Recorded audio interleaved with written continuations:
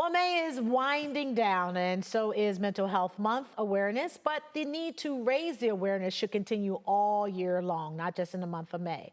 So this morning, I'm joined by Dr. Drew Cumming with the Cleveland Clinic to talk about the stigma associated with mental health, especially when it comes to men. Dr. Cumming, thank you so much for being here today. But let's start before we get to men. Where are we now when it comes to mental health as a society and how we view it? We're getting a lot better, Okay. but we still have a ways to go. We're still stuck very much with mind-body dualism, where we have our physical health, we have our mental health, and they're seen as two very different things.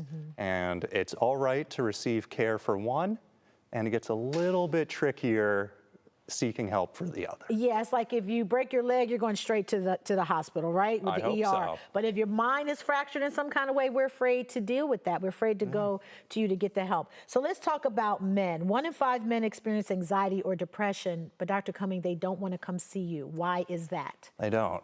There are a lot of reasons. If we can make a generalization here, there's a view in society about men and how they should hold themselves. If something comes up, men should man up, tough it out, and not have any emotion. You know, John Wayne, Clint Eastwood, they would get shot, cut, and they're still pushing through. But that's not real men. That's TV and movies. So what is the challenge for us with men? And I'm just going to go here. I think it starts at home when they're little boys. So one of the things I do with my son, you know, I let him know that counseling is good. It's not crazy. Make it a comfortable conversation around counseling. And I think if men don't get that as children, they grow up just seeing what society says you're crazy if you go see the doctor, right? Absolutely. It's okay to have emotions. Yeah. We all have emotions. And if you don't address them, if you let those fester and boil inside, things only get worse. Yeah, and I think also with men, women, we're always talking about our emotions. You know, we're always sharing it with our girlfriends.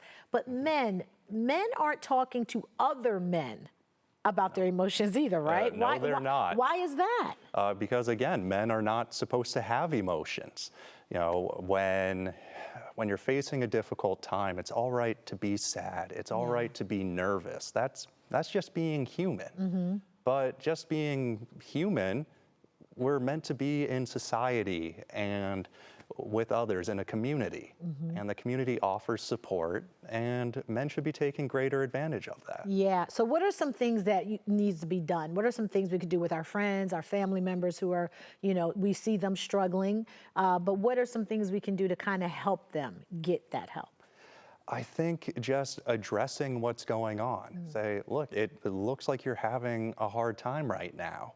You know, I'd love to talk about it, but also understanding that there's some hesitancy to do that. So offer them the space, maybe offer personal examples.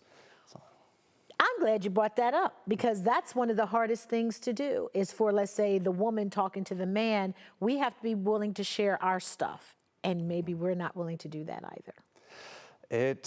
It's really hard because emotions are, and especially when that builds into clinical depression, clinical anxiety, PTSD, substance abuse, very real challenges that impact our ability to be present with our friends, family, and the workplace.